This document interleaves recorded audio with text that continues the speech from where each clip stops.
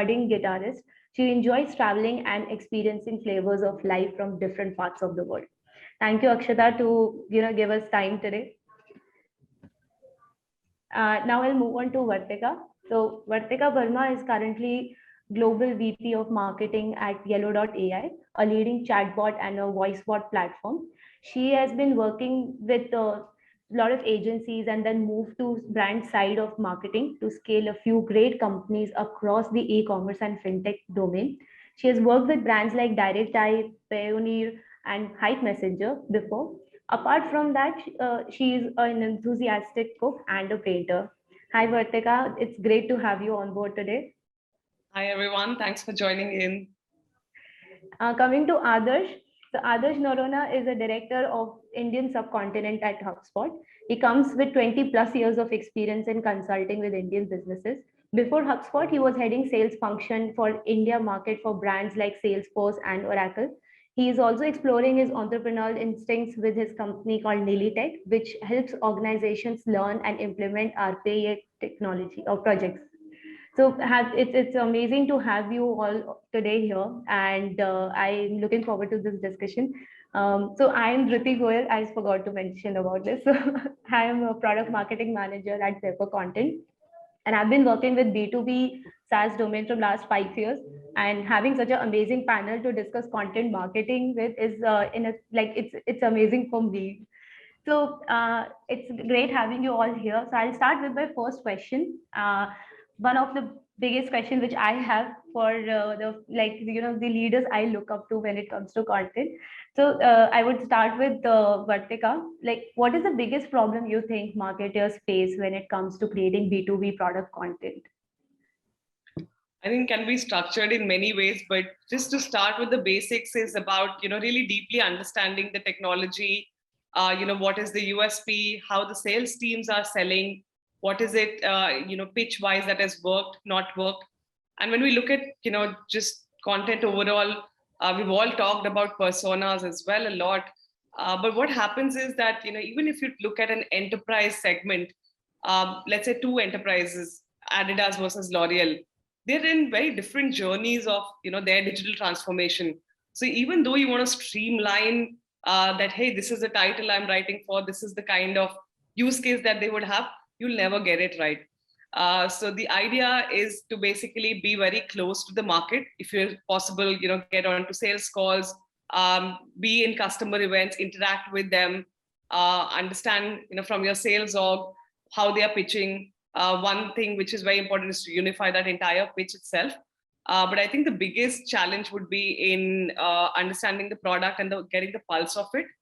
And then comes the other mammoth task of sort of putting it in a structure, in formats that are actually consumable by those personas, so to say. Akshata, what are your thoughts about it? I think I completely agree with what Vartika just said. She's covered a lot of things I was going to sort of speak about. So most importantly for me, I think like she rightly said, the skill is for someone to get technology and be comfortable to dive deeper and understand how this works. Then be able to understand how this tech is solving the end user's problem, speak about it in a very engaging manner. So it's a good mix of technology and business writing, and that is definitely a challenge and a very, very rare skill to hire for.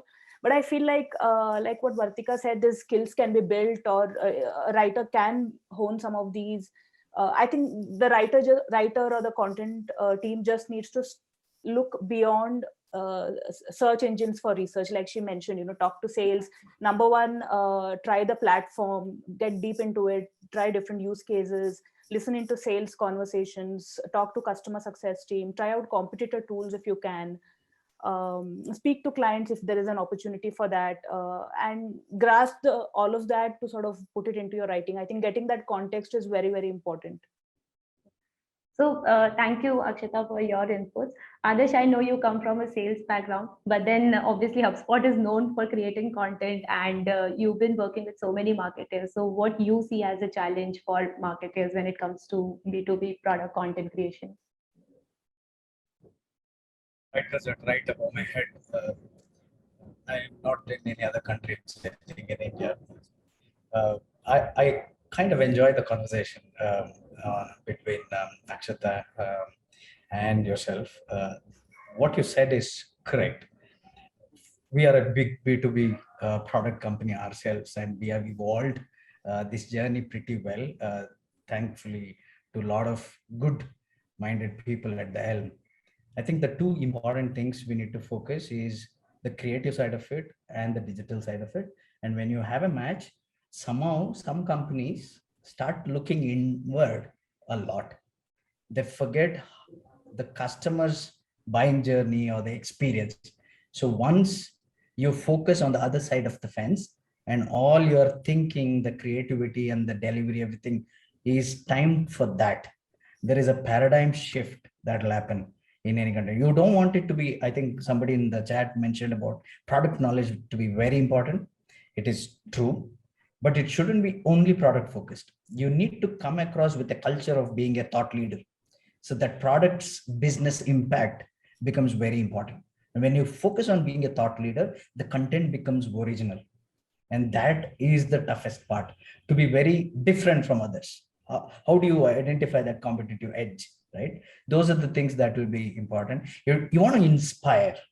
I think that's the crux of it. And that's the biggest problem. Rest, I think the measuring part of it, the delivery channels, all that is, it's a common problem. Right. So, Vartika, coming back to you again. So how do you go about building a content calendar and giving the visibility to other client facing teams like customer success or sales team? Got it. So, there we would probably look inwards, like what Adarsh was mentioning, as to what is our product roadmap is number one. Second is what is the most selling product that you have? Because, in terms of ranking for SEO, you shouldn't forget what you're already really good at. So taking account of, what you're really strong at in the market. And then in terms of, sort of creating themes with the marriage of these two topics, which would be basically creating either a monthly theme or, and these you could sort of then execute via events, via blogs, via videos, all of this. So in terms of, just sort of creating a calendar, I would say we don't really plan a year in advance. We're in the space of conversational AI where, things change very rapidly. Nuance just got acquired by Microsoft. There are a lot of mergers and acquisitions happening in the space. And also in terms of, COVID-19, nobody was expecting that, business continuity process with AI would become such an important part. So I would say that in terms of planning the content, be really nimble, have a theme, have a plan, have your calendar, and be very, very okay just, trashing that and rejigging it all basis what the sales team wants or what the market changes are. Just for an example, we were trying to launch something really big in Southeast Asia, especially for retail during this time. And Southeast Asia is still in a lockdown. The Dubai Shopping Festival is open, but still, not too many countries are having their customers travel or their citizens travel. So we had to pretty much rejig what we do in the month of November, December. So I would say have a plan, but don't be so close to it. And definitely keep all your stakeholders involved. Again, I would say talk to your product team, talk to your sales team, and make sure that they are aligned with what the marketing team is doing. Thank you, Vartika. Akshata, what are your thoughts about it? Yeah, I think what Vartika spoke about just brought back memories. Early last year, 2019, we were going with this whole theme of growth marketing and growth strategy. We were building a travel and hospitality based report, and then the pandemic struck and all of that. I think we actually had like 90% content for some of that as well. We just park all of that in the side for revisiting later, and we had to sort of completely reshift and think about how do we help our clients during the pandemic, what kind of content they would be consuming and all of that. So I completely agree. I think while it's important to plan and a lot of us spend a lot of time and it doesn't come quickly, you need to speak to all these different stakeholders. I agree with all the steps Vartika just mentioned. We follow pretty much the same. I think clients, customer success, sales conversations, competitive research, keyword research, all of that goes into the planning process. And however, at the same time, we do realize that there could be room for change, there could be room for improvement, there could be new products we're launching that we want to sort of prioritize based on market situation. So there needs to be that. So we do have, you need to be prepared for those things and build agility within the calendar, I think, that you're creating. That is definitely there. I want to touch upon a little bit about the alignment and, how do you give this to folks once you plan this? How do you sort of give visibility to your teams within the company? Because we're doing some things that have worked really well for us at MoEngage. Firstly, we plan content in phases. There's a high level half yearly plan, and then it expands into a slightly detailed quarterly plan, quarter on quarter. And then there's a monthly editorial calendar. So it cascades that way. What we do is all of this is stored and shared centrally. So anybody on any of the teams within the company is free to come and look at these calendars, look at the owners, who's working on what. So they all have visibility, so they can sort of reach out and find out where they are, when is it going to come out, or if they have any inputs or suggestions, they're free to do that. So we have all of this stored centrally and everybody has access to our plans. The second thing that we've been doing over the last 1 year that's worked is launch meetings for all our major assets. So anything that is really important and we feel could be useful for folks within the company to share, we plan a meeting slightly ahead of the launch. What we do is we invite folks from sales, marketing, customer success, inside sales. They're free to join these meetings. We provide a high level overview of the asset, talk about the most important parts, talk about the centerpiece from within that asset, and also a brief launch plan with timeline. So they get a sense of what is going on and what we're doing. We also have a dedicated Slack channel just for this, just for content launches. So anything from a blog to video to anything that we've created, or even a third-party guest publication, we share over there so people know when something new is coming out and they could add that. The other part is we have a content inventory. Now, this includes all the content produced till date. Any piece of content that we produce goes in there. Sales, inside sales teams can just apply the right filters and find the most suited content they need for their conversations. So all of this is, I think, easy to set up. The tougher challenge would be to get teams to adopt and use this. Luckily at MoEngage, that's not a problem. I think the organization and everybody within the company have realized the importance of content. They've been making good use of all of this. So we have a lot of enthusiasm coming in, which also sort of, gives us that drive to keep building on these and sort of, these are 4-5 things that have really actually worked for us. There are quite some interesting things to do. I think I'll also try it. Well, Adarsh, on the same lines, I would like to understand from you that how can a sales team be aligned with the marketing team and ensure the content calendar helps sales achieve their targets and goals? A nice question, because I think this is the universal crux that we've been trying to solve, the marriage between the marketing and the sales teams. And that's a sure shot question in every CXO meeting I do. We actually lead with some stats at every customer onboarding that we do, because we actually get a sitting with the CMO and the CSO on the same table most of the times. When we did a research, we figured out that companies which send out around 16 posts a month, they actually generate around 3.5 times more traffic than a company which, let's say, generates less than 4 posts. It doesn't matter whether you're a startup or a well-established company. This was a research done across all types of verticals and sizes. And it will be surprising to many of you, but the research went deeper to find out when marketing and sales work together in symphony, they close 67% more deals. Now, when we throw these numbers, most of the time CEO wants to really get up and have CMO and CSO shake hands right there in front of them. But it is very important. On a serious note, I think if sales team is well aware, they do 2 things to the marketing team. They become the input and the output, the ears to the ground, because they are day in and day out dealing with customers, their problems, and their reactions to what you're selling. You could be doing a services or a product company, it doesn't matter. But the sales frontline team sees the reaction to what you're selling. And that reaction is valuable if you can bring it back to the marketing team. And they can probably build a calendar, content calendar, which resonates with the theme that's happening. And this could be over a period of a month, quarter, year. You could structure in a way that both the marketing team releases something, but the sales is also aware of that. So that comes into their conversation with customers. And I mentioned about the customer's journey, customer's experience, right? The other side of the fence. Imagine when somebody reads something from your marketing team, and when they speak to a salesperson, the same messaging and the theme is coming through. So it's a seamless experience I get as a customer. And those are the customers that I will choose to buy. So that's why it's very, very important to have that handshake.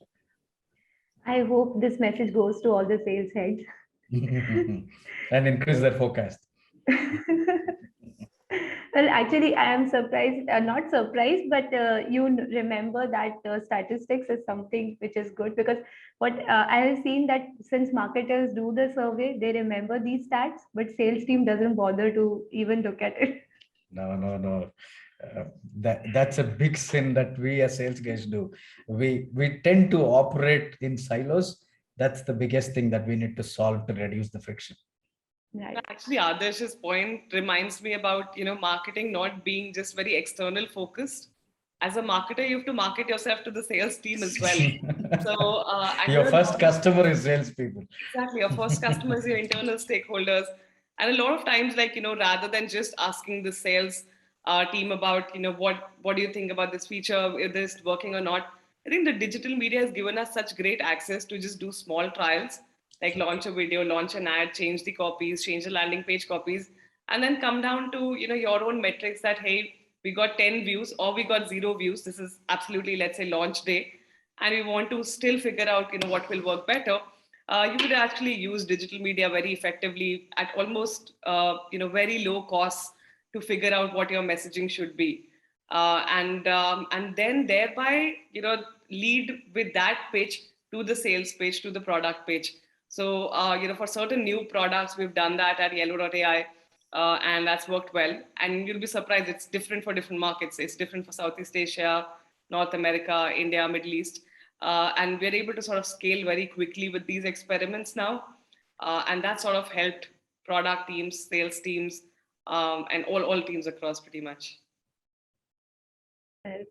So coming to my next question, so we have seen recently, like during the pandemic, LinkedIn, Twitter was full of stories, employees talking about their company stories. So I feel that opens up a new vista of content for companies, and obviously, the profile, like company profiles are given the less credibility than individual profiles. So, and if they share these stories, the world can, it is easy for us to build a legitimate brand out of it, or brand authority out of it. But getting them to write stuff actually about the product or about the organization is very difficult. So have you found out any growth loops, so to create such a culture where employees go themselves and write about the organization, not just cultural, but about the product and their experience? Being from HubSpot, do you want to take that? I could. I would love to jump into it. I was just letting the lady speak first. In HubSpot, we've cracked a very beautiful formula, and I think that's a universal formula. It's nothing new. It's just that we encourage everybody to write. We encourage everybody to have a say, especially if it doesn't matter what cadre you are in that department. When you're doing a job, you have a point of view, and that point of view should come through. And for us, luckily, we drink our own champagne, which means we use HubSpot, the product that we sell, we use it for our own business efficiency. So if I'm a sales guy and I'm using HubSpot's product, which helps in sales automation, then I have the first-hand information about the product. And when I write that, it's very authentic. Now you need to be a bit, having a bit of guardrails in what goes out, what doesn't go out. Mostly, if you're so confident of the product, like luckily we are okay. We let everybody express themselves. And good or bad, sometimes this authentic write-ups really gather a lot of view. And we've got instances where reps who have written on their own, those blogs have been earning us for the last 12 years. And one of the largest earning blog for us, when we measure the ROI on some of the blogs, it was written unstructured by somebody who was just a sales rep. So there are gems everywhere. You need to have a framework, a structure, and have a culture of encouraging everybody to write, have a audit or a run through internally first, because you need to be very sure. Sometimes you need to add the right messaging. These days, a word here and there can really create ripples, and sometimes negative ripples, which we don't want. So it'll be good to have that session internally before something goes out. But point of view should be heard. Everybody should have a say. Okay, so Akshata, what are your thoughts on that? Yeah, I think I would love to catch up with others offline to understand this in more detail. Sure. So yeah, I think, I completely agree. You should have everybody in the company contribute to content, because there are so many different perspectives and there are so many different, there's so much expertise, and the company is going to eventually benefit out of this. It shouldn't be a marketing team's OKR or a function that, they write content. It should be everybody. And I haven't implemented this yet, though I am pretty much considering something like this at MoEngage. We're thinking of how do we build a content contributor program in-house, or a content contributor board of sorts where people voluntarily sign up. So we haven't cracked that yet. So I wouldn't have any insights on how to get it right, but I would definitely sort of, HubSpot has been one of the inspirations, and I'm keen to understand how it works for them. Then, Vartika, you mentioned earlier that you guys have done some of this, campaigns to do that. So would you like to share about that? Right. So Adarsh's case is, where people were doing this for 12 years. Akshata is just starting, and I'll tell you our failures and how we got to some success. So, we went with this entire thought process that everybody should communicate. We're not building only great products unless we talk about it. And people had different views. They're like, if you build a great product, it sells on its own, it doesn't need sales marketing. I think everybody was sitting in their silos, and then people got together saying, all right, what can we all do together? And then we started, creating this program wherein, if you write a blog, you get an Amazon voucher. Didn't work. If you write a blog, you get employee contributor of the month award from HR. Didn't work. And then finally, we wrote some articles with certain people in the team, product team, sales team, and then published it online, promoted it on social media, all organic. And then we just shared an email to all at the rate our company ID, and just shared how many people are engaging, how many views it's got, from which countries, and that's it. Then people were motivated. And at the back of that, we started just basically writing more about the business impact and the features. We started this series called Feature Friday. It's been almost a year that it's been running, and it is one of the properties that even our Gartner analysts, Forrester analysts actually look forward to. It gets some of the most readership on our monthly newsletters. So Feature Friday is one concept where we talk about one platform feature every month. And just like that, Tech Tuesdays, where we talk about the NLP architecture and some more deeper tech related topics. And maybe that might not be every Tuesday, but I would say, don't be so hard. Just launch a property. Tech Tuesday, is it once a month or is it every Tuesday? You don't need to really set out so much in advance. And once people start seeing the results, and that's something that I've learned with marketing, just overall, when your internal audience starts seeing some results, I think motivation is not really a problem. So just like that, we have events as well. Envision, where the first event was very hard to crack. We were scrambling for speakers, audience, and when the event got about 1,700 audience, everybody in the company was pumped up. They were sharing on social on their own. So I would say lead by example and take the first plunge, do some groundwork, and it won't be beautiful, it won't be easy. But if the result works, you're set. People will just do it. Quite interesting stories, I think. I think others should take a master class on this. What do you say? I'll charge per minute by all means. Okay, so actually Adarsh mentioned in like one of the like initial discussion that how the brands should inspire. But coming on the marketing side, we are always firefighting for marketing collaterals. Everybody is asking us, if here a sales team is asking for something, product team is asking for something. So when creating a content plan, how do you decide or prioritize between SEO content or a thought leadership demand? Maybe Akshata, we can start with you. Yeah, I think see, they're both important, and you need both of them. You can't focus on one and say I'll let go of the other. So they both need to work together.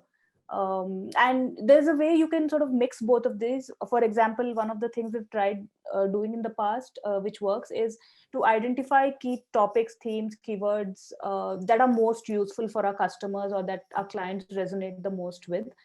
And then we go back with both SEO, thought leadership, enablement, all content around these themes.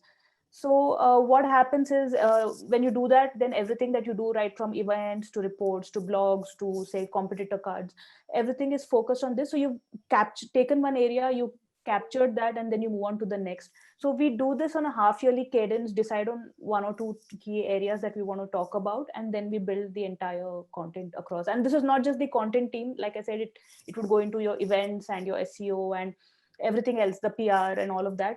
It needs to be a collaborative effort, and everybody needs to sort of align and say, okay, this is our focus for the next 2 quarters, and we'll build everything around this. So that's one way we've been doing this. Okay. And how about you, Vartika? I have a very funny example of a failure that we had. So we were trying to position Yellow AI as not a chatbot company. We are more smart than that. And we're a cognitive cloud engagement company. Now that's great. Only IBM was also positioning like that. And we're like, all right, put every effort into this. And then we started ranking #1 on cognitive cloud engagement. Even today, if you look for cognitive cloud engagement, I think it's just IBM and us and maybe one or two more companies. And then what we realized is nobody's searching for it. Neither is it that great thought leadership positioning to really take up. And if the market is looking for chatbot, don't even say virtual assistants, just say chatbot.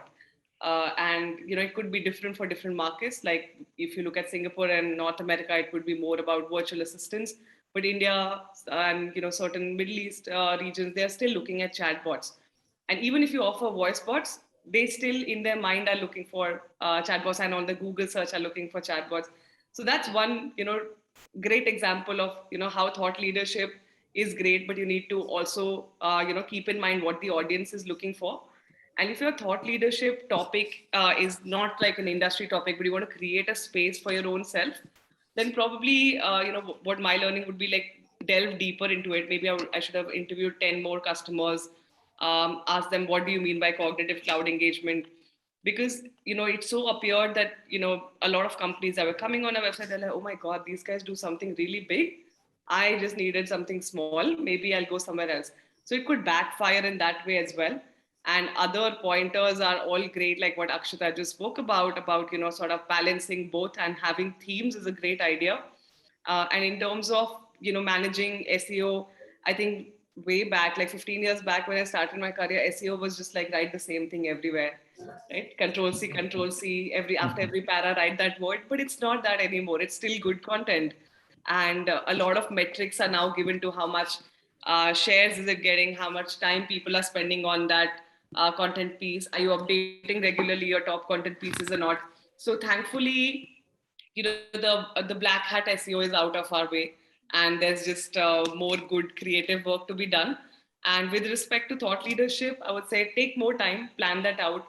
Maybe it needs a research, it needs let's say a survey. So do it so well that all through the year or maybe 2 years you could use it as a piece to sort of reuse content or repurpose it. Well, that's interesting. In fact, the whole change from Yellow Messenger to Yellow.ai, I think it was so evident. I don't think anybody must have missed it. That's great. Well done, Vartika. So on the same lines, Adarsh, as Vartika mentioned, that you should, like marketers should have more customer interviews and access to the customers. I think that is one of the problems which marketers face. That especially in B2B, that inadequate access to the customers. So how sales team can help to bring in more customer insights to marketers so that the content resonate with the audience? Not just the sales team. I think we should start at the helm. The executive leadership should have a strategy. Remember, when we all started our career, we used to have this funnel, right? Top of the funnel, it's diminishing. And then at the end, there is a tab where customer comes out, right? And we just left it there. Those days are gone. Now, if you get time, you just Google something called flywheel along with inbound methodology of HubSpot. That funnel has been trashed out. The world is moving towards something called flywheel, where you're putting the customer experience in the center. But you know what? At any given moment of a time or a day, you always have people who are getting to know you first. There are people who have already known you and moving ahead in the stage. Some are considering to be closer with you and becoming customer. Then some are already a customer. So it's not that marketing team has to really focus on one. It's a continuous process. It's like the flywheel. The business is moving non-stop. So you as executive leadership should put customer at the heart of it. When you do that, be it sales team, be it any customer facing team, they get to hear from the customer. So does the marketing team, and the notes are exchanged seamlessly. That's what reduces the friction. Now, the three things that you can really have address there is, how do you attract these customers well, which means sales and marketing are talking well, seamlessly exchanging notes. Once you attract, how do you keep them happy and engage with them? The engagement part of it. It's not just you look at top of the funnel and say, that's my job, marketing is done. No, marketing gets into all the sales processes, which means it's two sides of the coin, and the coin goes till not just the stranger becomes a customer, but post that. Because end of the day, these days, everybody gets to read about your product online or in your website. But what do you buy? You buy because a friend of yours has told you, or somebody else is using it. The word of mouth is very happy, very relevant. So who gives this good word of mouth? Happy customers. So the customer is no longer the result of the tap. The end customer, a happy customer, brings back the top of the funnel into the loop.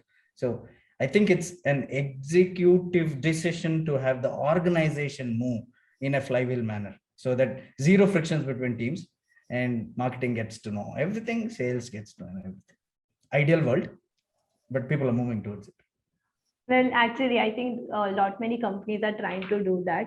So, like in extension to that, my question is to Akshata, that since so many people are switching jobs right now, and like companies have this work like virtual working setup.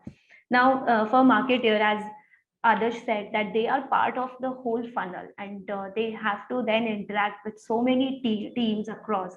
It gets so difficult to actually find the right POCs from so many teams. So what, according to you, or what you have imbibed as the ideal onboarding plan for a marketer in your organization? Okay, onboarding plans are very tricky in the virtual setup. I think it is because content, like you said, is a very, very collaborative team. It needs to collaborate beyond marketing also. It needs to collaborate with sales, with customer success, with product, with tech, engineering, HR. It works across.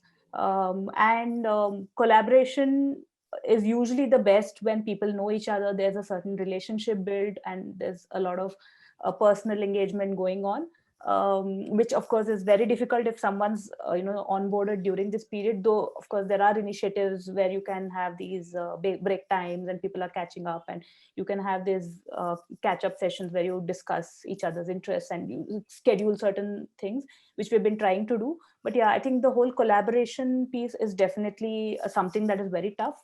However, if you ask me what are the other areas, or how you could sort of help or equip a new content marketer on the team, number one, I think they need to understand the company, the product. They need to use the product, align with the company's vision, mission, understand the reason for the company's existence, the business landscape. So they need to get that entire perspective first. So that definitely needs to be part of their onboarding plan. They need to understand the audience. So again, buyer personas, purchase cycle, can they get in FaceTime with clients, which is very difficult. So in which case, then can they get on existing customer calls where sales is doing these sales calls? Can we get some of our new joinees to attend those? If they can't, can they listen into some of these conversations? Because most of the sales conversations are usually recorded. So we have a mechanism where they can go in and listen to conversations. So they understand the Q&A, they understand what questions clients are asking, how sales is answering those and addressing those.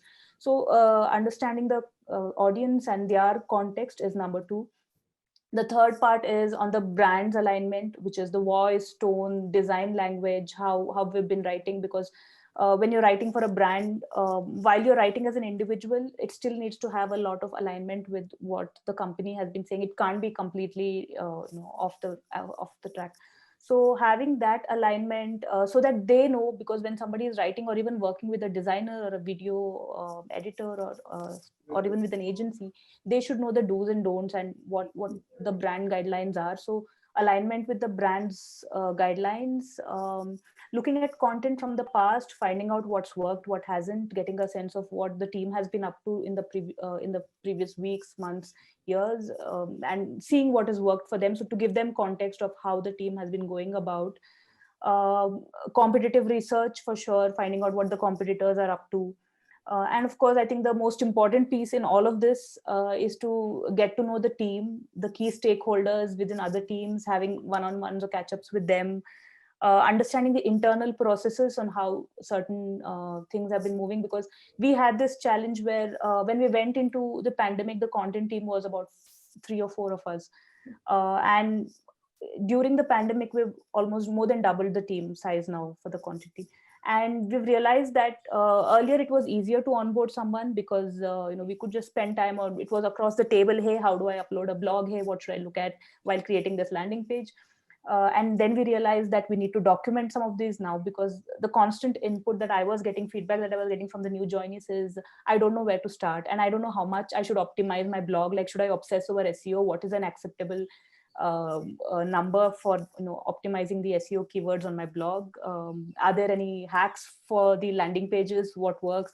So then we realized that documenting all of this is important, I think, especially in today's context. And if you are a larger team, then definitely having all of this is important. So yeah, I think these are all the key sort of elements that you need to plan, and these should be probably in the first few weeks, so that before the person gets into the flow of work and starts executing, they have a context behind them. Thank you, Akshita, for that. Vartika, how are you handling the virtual onboarding? Bad. Like, she's got it all so planned.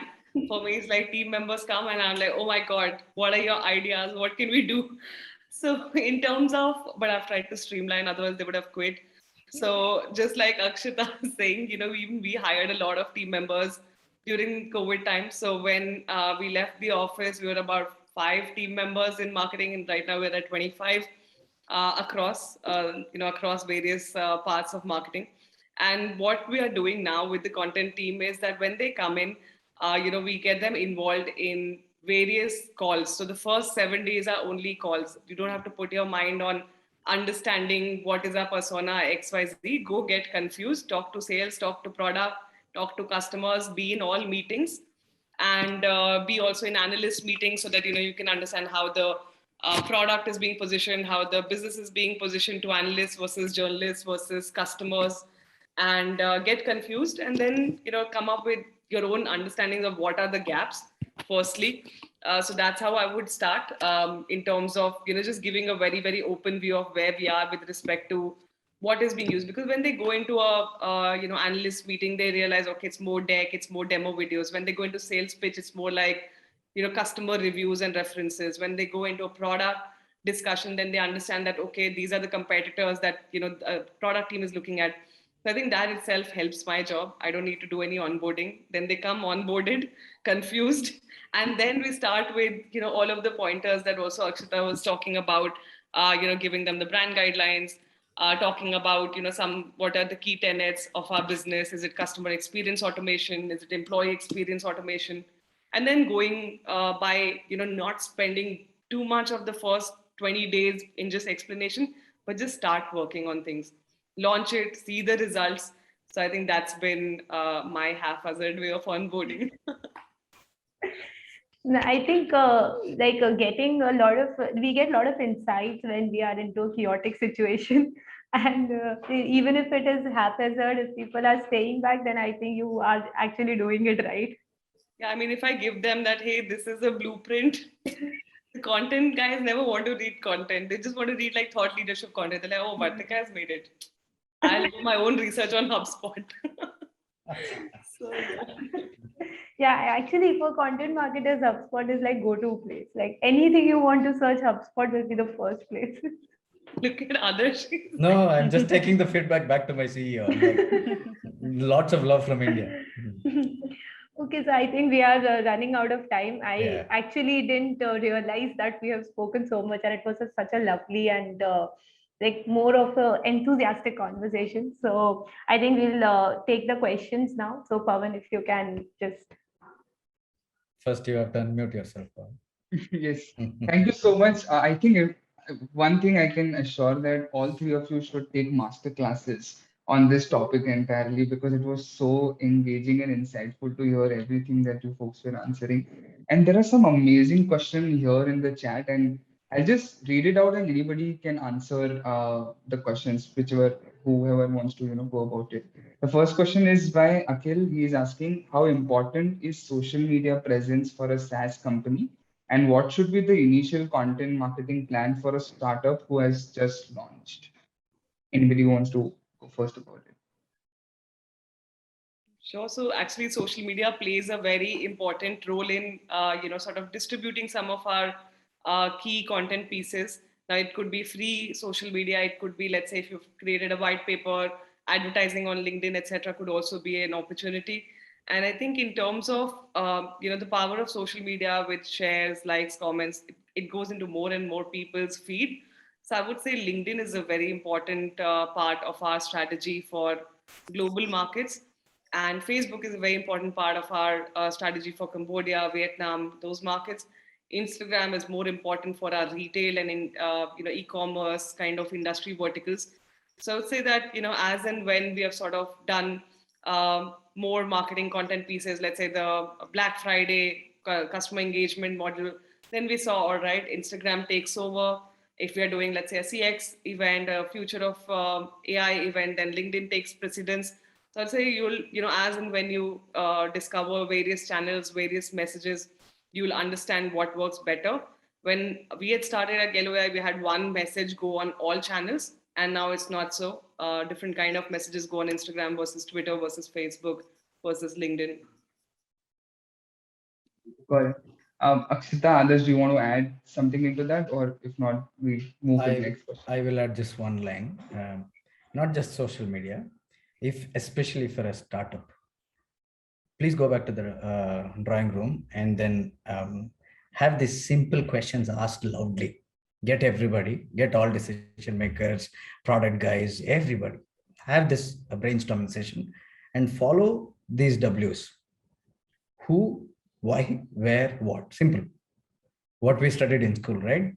Who is your buying person? Who is that persona? Where do you find them? Maybe if you're selling something for old age, maybe they might not be in social media as much as the younger personas are. So you need to be conscious of whom you're selling. Where do you find them? What's the best way to reach them? What would they like to read that can resonate in their mind, a positive vibe about your company that they're compelled to click there and get to your website and talk to you. Those things are very crucial. And most likely social media will be your answer. Like Vatika very clearly established. Some of you might choose some channels, like somebody in the chat said, we've left FB, now we are only, doesn't matter what works for you. You basically have to reach your persona with the right message at the right time of their buying journey and keep them really engaged through that journey. That's what is more. Is there anything you want to add? No, I think I agree. Vatika and Adarsh have put it so beautifully. Just a little bit about the content plan that they need to think about. Adarsh covered, in terms of how do you think about the plan and how do you start thinking about what to write, the what, why, where, who. I think that is the starting point, and then based on certain assumptions, you'll go, and as you go along, you'll realize what's worked, what's not, and then you can refine and sort of improve upon that. Along with that, in terms of choosing whether you write an ebook, whether you write blogs, what do you want to start with, what format do you want to choose, whether you want to do videos, I think you should think again, go back to the same set of decision makers, stakeholders, and ask them, what do you want content to do for you? Do you want us to bring you traffic? Do you want us to get you deals? Do you and you can't do all of them. If you're a small startup, you obviously need to start somewhere. So find out what the business is looking for from content, and invest in that.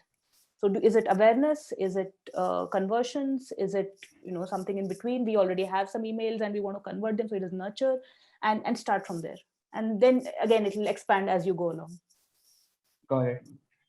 Before we move on to the next questions, because there are multiple questions and we might not be able to address all of them. So what we'll do is we have quickly put up a small post on Pepper's LinkedIn page. And if any of your questions are not addressed during this conversation, please just put your question in the comment section, and whenever Adarsh, Vartika, and Akshata have 100%. time, they will respond to those questions. Would you be able to But copy the chat messages also? There are lots of questions yes, while yes, we were talking yes. there. Okay. Yeah. So we're recording this. The chat will also get recorded. In Wonderful. case if you folks have more questions, please just feel free to put it in the comment section. Yeah. But I think we can take two more before we end this right on time. One of the questions here that has been recently put is, how do we quantify/measure the success parameters of B2B marketing efforts? And one more similar question to this was, what are some key metrics for content? Uh, Anybody wants to start first on this? I leave it to the content queens. We've answered, right, in a bit, Yeah. like what is it supposed to do? If you Yeah. just look at the question why you started doing, is it doing that or not? Like, is it in like shortening your buyer journey to buy? Is it getting more traffic, especially relevant traffic? You don't want your non-personas coming on the website. Because it's very easy to increase your followers on these social media these days, but are those the people you want to talk to?